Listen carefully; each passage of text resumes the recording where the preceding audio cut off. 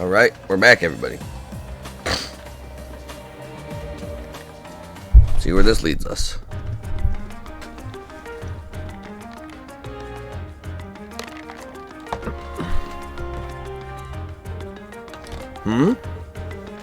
Hey, isn't this...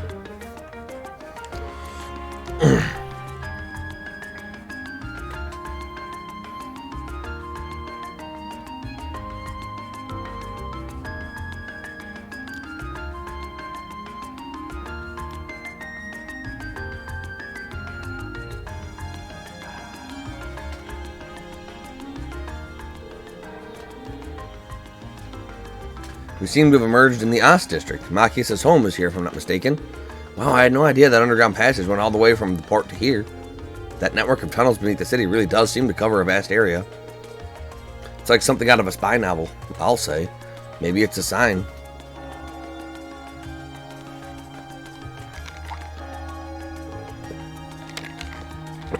Was that? That must be the chime to mark the noon hour. Yeah, that's Heimdall Cathedral's bell. The cathedral itself is pretty far away over in the Sankt district. But you can hear it pretty clearly even here.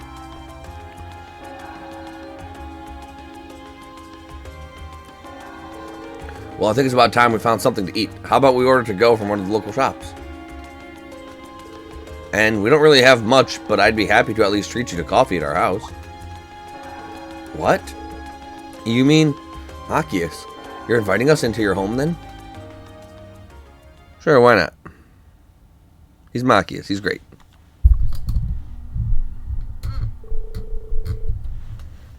They decided to grab some fish and chips to go from a nearby pub.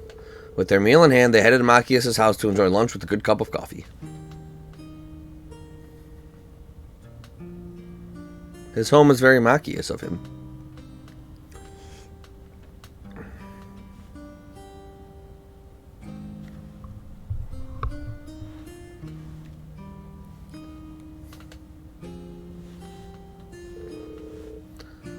Ah, so this is the capital's famous fish and chips. I was expecting it to be delicious, but even still, I'm impressed. Yeah, the pub's supposed to be pretty well known for their fish and chips. I'll admit it tastes good, but at the end of the day, it's still greasy comfort food. Better eat it while it's hot. It tastes disgusting if you let it cool off, like most things do.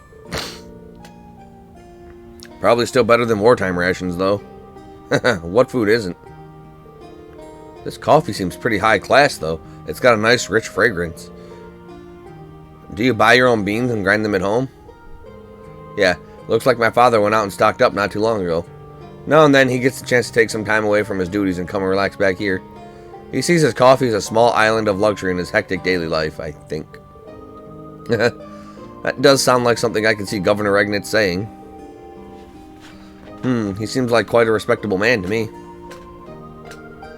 You'd hardly imagine a home like this belonging to an important official like the Imperial Governor. It's tiny.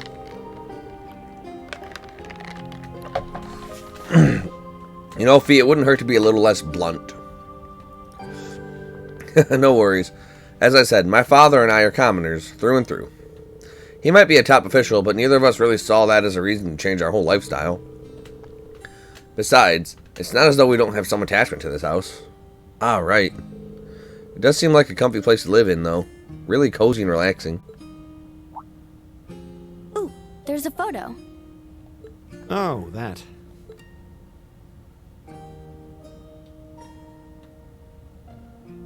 Aww, look at cute little Machias there.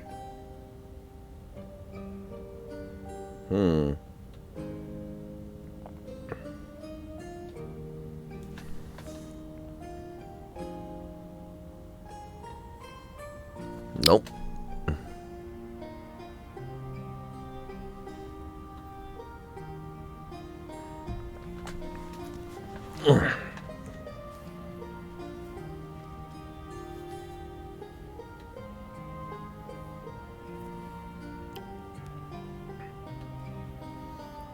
Still brings echo.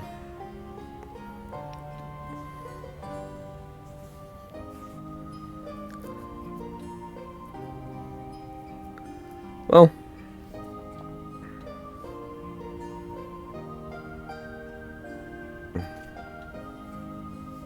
Actually, if I just turn my phone's volume down, it'll be fine.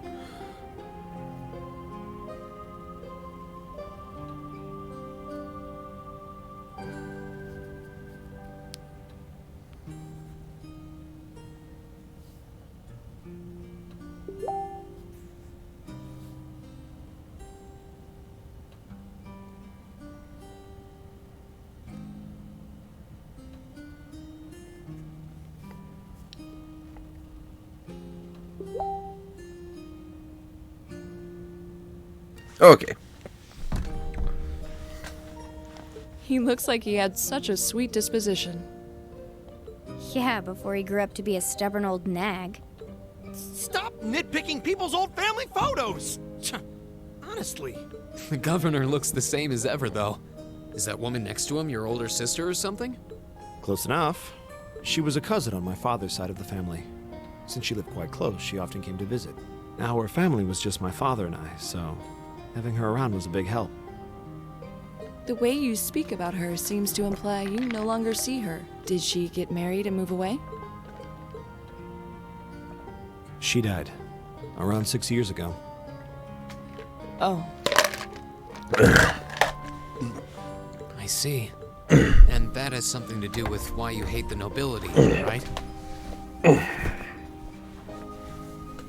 Put this down here for now. So, I never really planned on telling anyone about this, but considering all we've been through, I suppose it's time I told you a little more about me. It's a long story, but would you hear me out? of course. Absolutely. Glad to. Thanks. Sis was 9 years my senior. Beautiful, kind. To me, she was in every sense the ideal woman. Now, as I said earlier, we're a family of commoners through and through. But my father proved to be a very capable government official, and eventually he was promoted to an important government position, where he started to make a name for himself. Honesty and integrity are a core part of his work ethic. So, of course, he made his fair share of enemies. But after seeing success in a number of major projects, he gained a reputation both inside and outside the government. My mother died when I was still young, but Sis happened to live around here and ended up helping us in more ways than I can count. Since she was his niece, my father always made a fuss over her. And even though she didn't live in the same house, she was like a real sister to me, and a real daughter to my father. I was always so proud of her. As a child, she was practically my idol.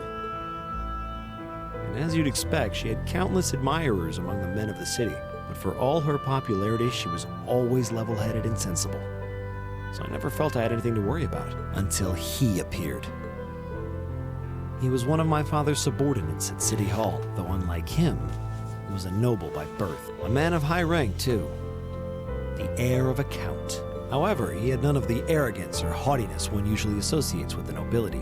When I met him myself, he came across as an honest and loyal man. He met Sis when Dad introduced him to her one day, and eventually the two of them fell in love and began a relationship, despite the difference in their social status. As a child, I was frustrated beyond words, but even I had to admit that the two of them made a good couple. And Sis seemed so happy when she was with him that I had no choice but to let it go and accept their relationship. Time went on and they became engaged, with Dad acting as the go-between. And that's when everything started to fall apart. His family couldn't have been more blatant in their attempts to undermine the relationship.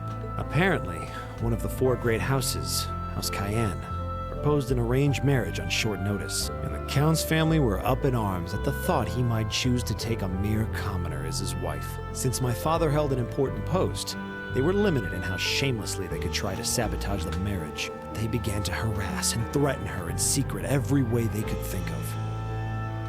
It made her life a living hell.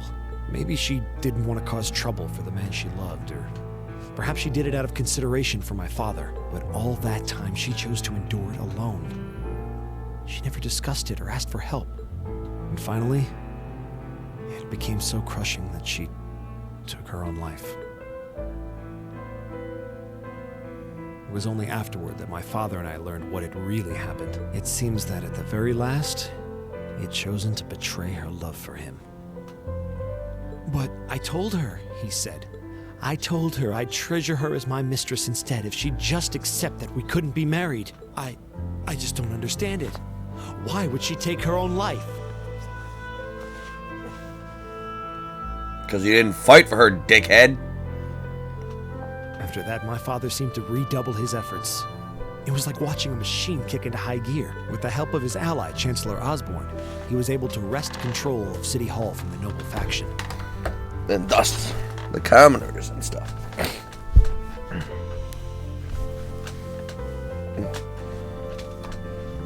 Then, 4 years ago, he was appointed to his current position as governor of Heimdall. And that's how the Regnitz family came to be where it is. I don't even know what to say.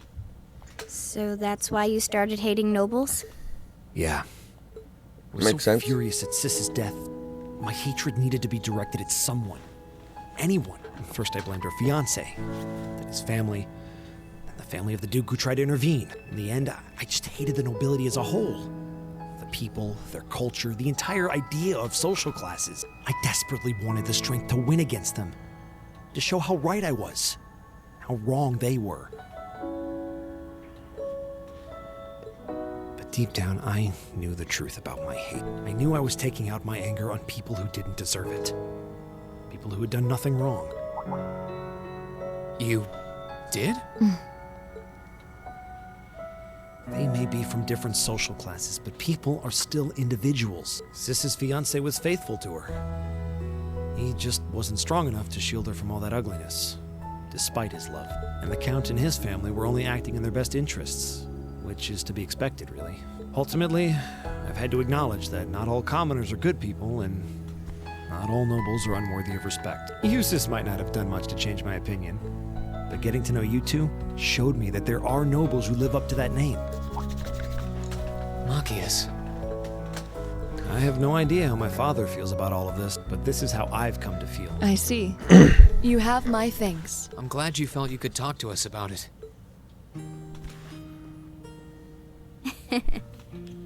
My eyes.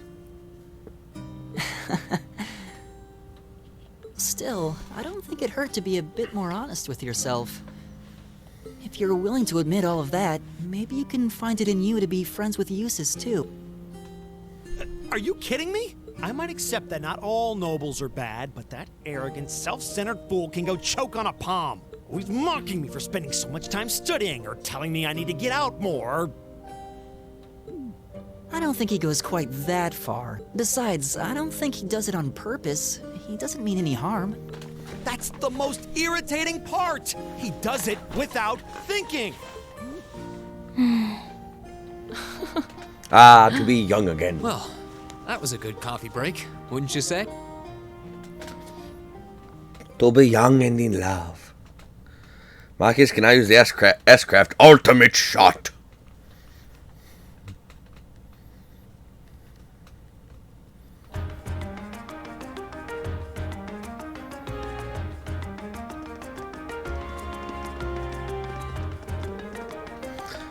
Well, lunchtime is over. It must be almost time for the summer festival decorations to start going up. Well, I would have thought preparations for that would have started way before now. Is the summer festival not that big a deal in the capital? It depends on who you ask, I guess. I've always just thought of it as one of those small yearly traditions. In my hometown, the summer festival is a major event with extensive preparations. Perhaps those places where the ancient animistic traditions survive put more effort into celebrating the festival. Animism does seem to have mostly vanished here. Not as much as in Ruhr or Crossbell, though. Well, I suppose it's hard to think of it as a seasonal festival in the capital when it's celebrated a month late to begin with. I think most just see it as an opportunity to catch a glimpse of the Imperial family. Yeah, that sounds about right. Oh, that makes sense. Is that your Arcus ringing? What's it doing ringing out here? This is Class 7, Group A, Reen Schwarzer speaking. Hello there, Reen. This is Karl Regnitz. Governor Regnitz? Dad? Come to think of it, he did say that we'd be able to use our Arcus communication functionality in the city, didn't he? You're Group A's representative, so I figured it'd be best to call you. Is now a good time? Yes, now is totally fine. We actually just left your home. Machias invited us in for coffee. Did he now? I had a favorite specialty store roast those beans just the way I like them. It was top-notch brew, all right. With all that's been going on, it was nice to just sit down and enjoy a good cup of coffee. Well, I'm glad you were able to spend some quality time together. Anyway, getting to the point, I'm calling because we have a bit of a problem on our hands. That being the case, I'd like Group A to take care of one additional task for me. An extra task? We can do that, sure, but what exactly is it you'd like us to do? There appears to have been a burglary at a jeweler's in the Garnier district. But that's not all. The culprit seems to have left a message addressed to you. What? Your confusion is understandable. However, the jewelers submitted a report of the burglary to City Hall a short while ago. Normally, I'd leave this to the proper authorities, but would you be willing to go and see if there's anything you can do?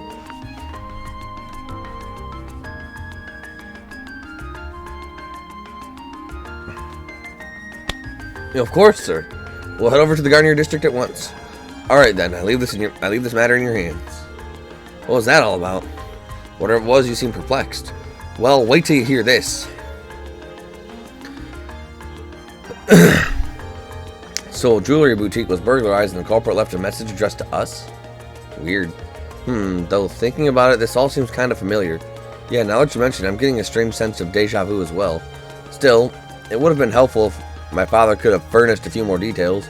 Well, it's already past noon. Let's head over to the Garnier district and find out what happened. Rena and the other members of Group A paid a short visit to Heimdall Port to report the monster's extermination. After doing so, they boarded a tram to the Garnier district.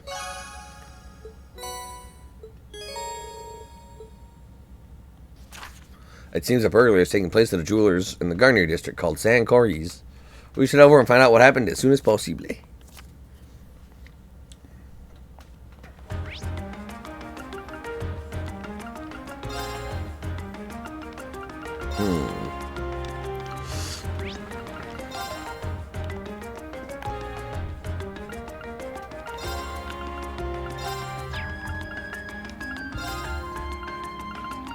Big amount of cash. Oh my god.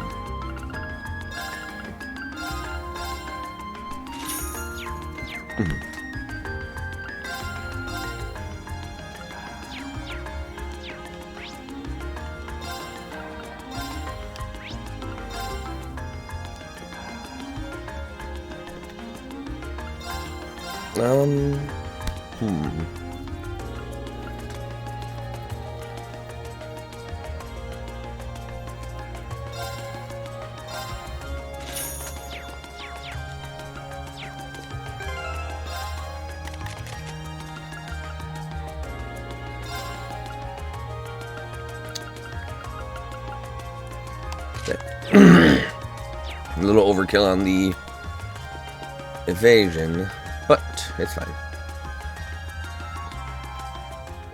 Excuse me, are you in charge of this store? We're here on behalf of the local government to investigate a reported burglary. Yes, that's right, I'm the owner. You must be the students from Thor's Military Academy. Indeed, Class 7, Group A at your service. Oh, thank goodness. We may yet have a chance to recover the Crimson Tiara. So that's the object that was stolen? Yes, exactly. It's embedded with priceless carnelian gemstones, captivating the hearts of all who gaze upon it. It's the centerpiece of our display, under consideration to become a national treasure and valued at almost 100 million mira. Pretty pricey. Yeah, I'll say. It was being displayed in the big showcase in the center of the room, wasn't it? I'd heard that the store was fitted with the best security system money could buy, so that they could display the tiara safely. I'm afraid this was all due to my carelessness. There was no problem with our recently installed security system. The problem was me falling right into Phantom Thief B's trap. Wait, the Phantom Thief B? I've heard all manner of rumors about him, but I still find it hard to believe this was actually his doing. The name sounds kind of familiar. Seems like Elliot and Machias know of him. Yeah, he's a thief with quite a reputation in the capital. He calls himself a liberator of beauty, and he made quite a name for himself with a string of major thefts a number of years ago. He's even gained an enthusiastic fan following for the daring and graceful methods he uses during his thefts.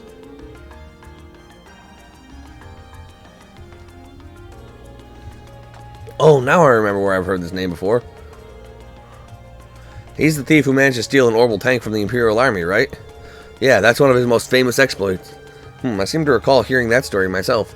I wonder how one steals a tank. So, do we know how the tiara was stolen?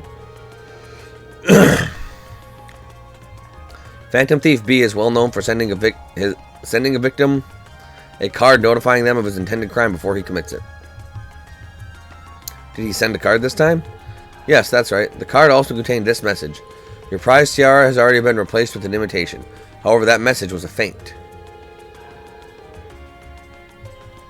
While we did have the utmost faith in our security system, we knew that if anyone could get past it, it would be him. We decided to open the display case to check the tiara. But as it turns out, that's what he was counting on us to do. So that's when he stole the tiara, huh? I'm afraid so. Unbelievable. I assume you weren't able to get a good look at the culprit's face? Indeed. As soon as we opened the display case, the lights all went out. By the time we got them back on, the tiara had vanished. I see. Sounds like he's no ordinary thief. With a piece as valuable as this, can you maybe explain how you decided we'd be the optimal choice for this request? Ah, of course. Please take a look at this. To the owner of this fine establishment, know that I have the Crimson Tiara securely in my possession. Should you fulfill my conditions, I promise that it shall be returned to you unharmed. If not, I make no guarantees. First, you must not report this incident to the Railway Military Police. Second, you must deliver the other card here to the members of Thor's Military Academy's Class 7 Group A. Third, the aforementioned Group A must overcome the trial written on said card. Phantom Thief B. It really is addressed to us. I find the thief's apparent reveling in his crime somewhat unpleasant. Yeah, though on the other hand, he seems to be giving us a chance to get the tiara back. True. Do you have this other card that the thief mentioned? Of course, please, take this. I got my eyes.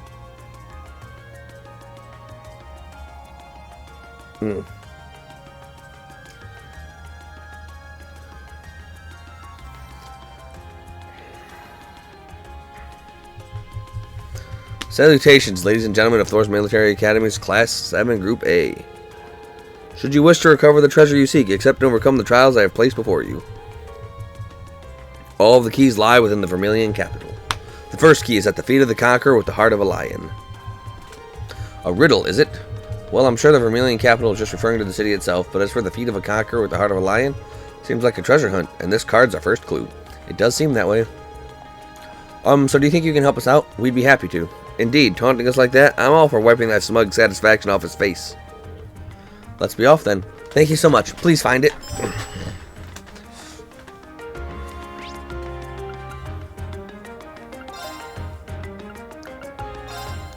Well, obviously, Draco's the Lionheart. This is the first answer.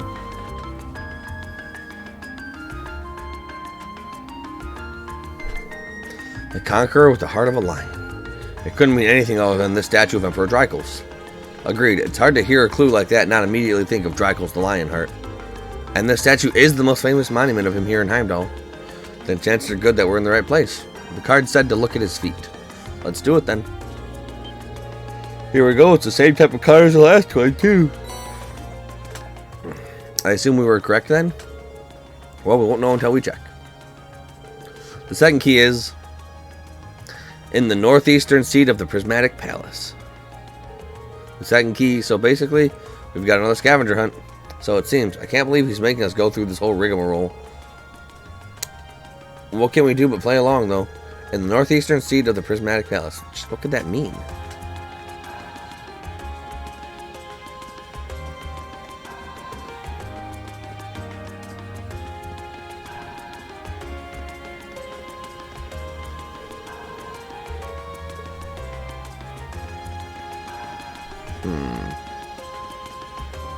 This looks like a nice spot. I'm gonna do some fishing.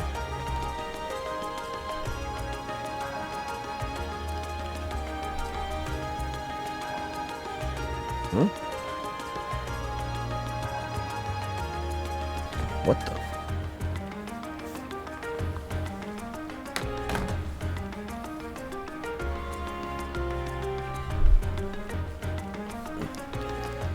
Okay, we're back after some fishing. Okay. Northeastern seat of the Prismatic Palace.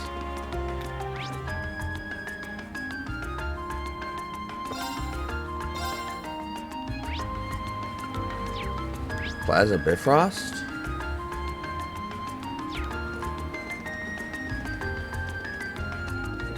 The Bifrost Bridge is from Norse mythology. It's the Rainbow Bridge connecting Asgard to the realm of humans or something like that.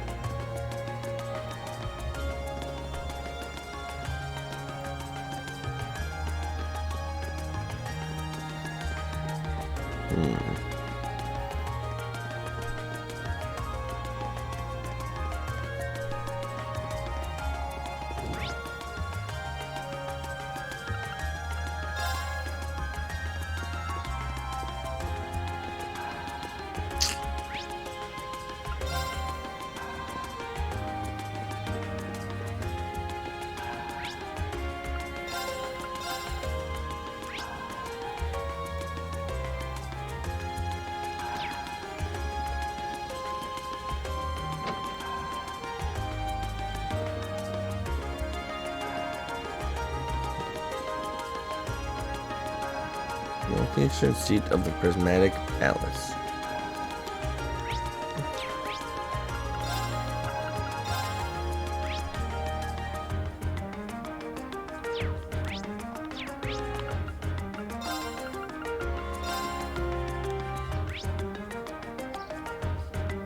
Ah, Crystal Garden.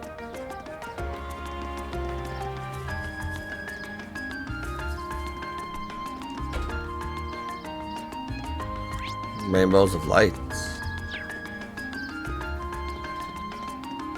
There it is.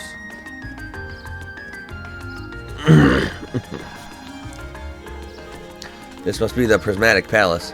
Yeah, all signs point to the Crystal Garden, which leaves only the northeastern seat. Refers to an actual one place one can sit, which would suggest we gotta investigate this bench in the northeast part of the garden. Is that it? Seems so. What's it say? Let's see, the third key is... At the round table where once rested the gauntlets that supported the east of the city. Oh goody, another riddle. Still, what can we do but keep going? Ah, it seems fate has ordained that we should meet again. I recognize that voice. Baron Blue Blanc.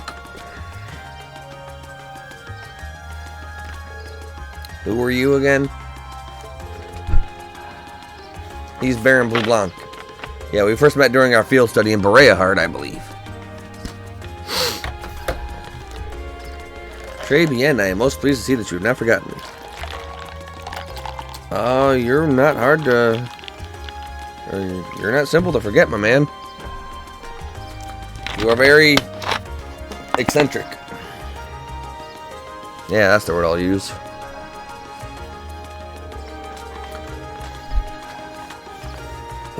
Though if my eyes do not deceive me, you have two new faces among your throng today, no? Hi, it's, nice to meet you. I've heard mention of you from my classmates. Has your search for beauty brought you all the way to Heimdall, too? You could indeed say that. However, to meet not just in Bereahard, but among the picturesque elegance of the Vermilion capital as well. Truly, it seems that we are bound together by a destiny most inseparable. Would you not agree? I'm not sure. He's a bit on the unique side, huh? Yeah, unique. Let's just call it that. I couldn't sense him coming at all, though. Please, the intensity of your stares is positively withering. Or is it that my overwhelming beauty has clutched your heart so tightly that you cannot help but gaze in wonder? Oh, I'd bet all the mirror I have on me that's absolutely not the case. Now, if you'll excuse me, there's still much I must attend to. I wish you the best of luck with your studies.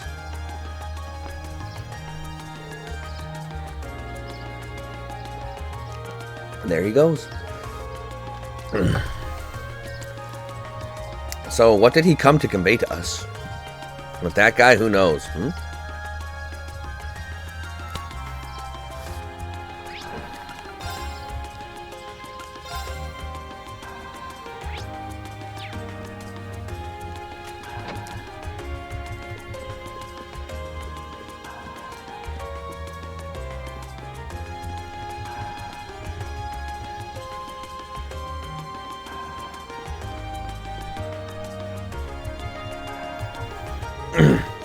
gauntlets that supported the east of the city. The gauntlet is the symbol of the Bracer Guild, isn't it? It's on their emblem, too. Yeah, the once and east parts mentioned on the note seem important as well. This building was once a branch of the guild, and while the capital once had 2 such branches, this is the easternmost branch. This must be the Round Table. Ah, and here it is. I can't believe he even trespassed into our lodgings. Indeed, though from the look of things, it doesn't seem he touched anything else. Still, not a pleasant thought. Yeah, it's kind of creepy knowing he was here, especially considering we don't know what he's actually after. Anyway, let's see what the next card says. The 4th key is on the bottom of the white burden of the steel bird perched at the water's edge. Bottom of the white burden of the steel bird perched at the water's edge. Sure enough, it's another riddle, and a rather challenging one at that.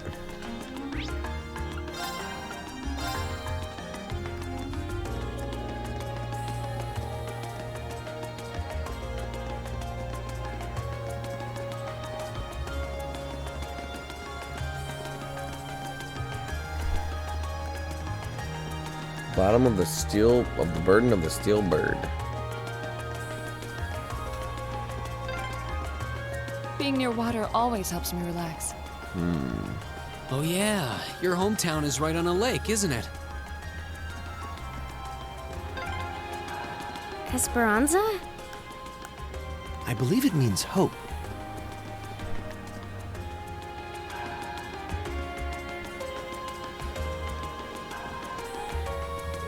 Alright. There's the sign. Okay, bring it down nice and easy. Whew, always feels great when you direct someone to bring a crate right down in the perfect spot. Perched on the water's edge. Mind getting out of my way? I just started recently, but the work is way harder than I thought. I haven't got the energy to gab all day.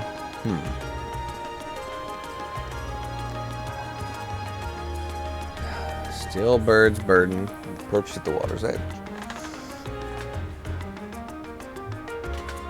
Like, it can only mean Heimdall Port.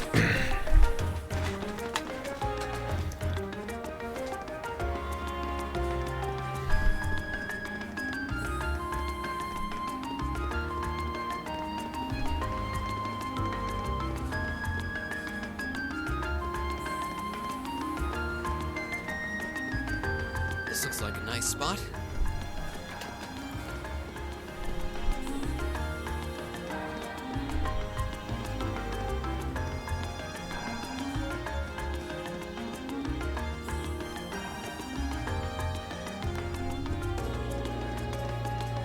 Perched at water's edge.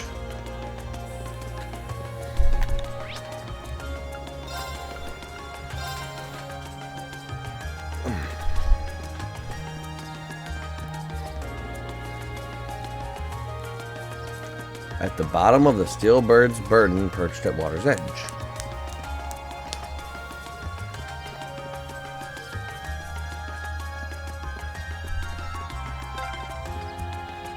Just coming here reminds me of last night.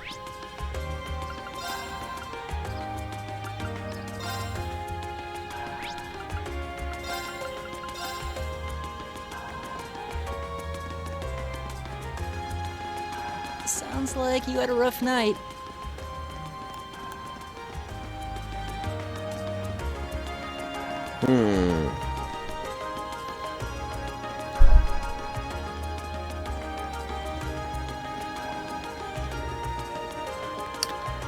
Alright, let me think.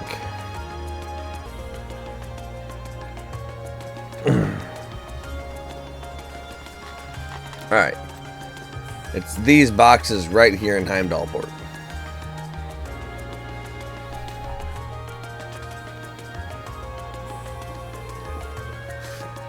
And the steel bird perched at the water's edge. Oh, crane, because it's a bird. Ah, duh. The last clue seems like it might be referring to the crane here in Heimdall Port, and that would make its white bird in these containers. I can't see the card attached to any of them, though. The clue did say it would be on the bottom. Perhaps we could discuss this with whoever's in charge here and ask him to check the containers for us. That'd be Port Chief Damberto. We met him earlier today, so let's see if he's willing to help us. Coupe explained the situation to the Port Chief Damberto, who has to check all the white containers for them, and just they predicted a card was found affixed to the bottom of one of the containers. How the devil did that get stuck to the bottom like that? He wouldn't have been able to attach it without lifting the container. And that would have meant using the crane. But when did he do it? None of us even ever noticed anything suspicious. Well, he is supposed to be a master of disguise, right? Maybe he disguised himself as one of the workers here? I can only guess that's how he might have done it. But it's definitely not something a normal person could pull off. That aside, what does the card say? Oh yeah, let's see. The final key is also hidden near the water's edge. The crimson crown you seek sleeps within a black ark, nestled in the steel car that marches with the minutes. This one's just as obtuse as the others, though if it's also hidden near the water's edge, for all indications, I see the next one is here in Heimdall Port too. It says the final key and crimson crown too, so that there's that. Yeah, looks like this is the last one. But we're gonna stop the video here because we've been going for a bit of time. So we'll finish off this next time.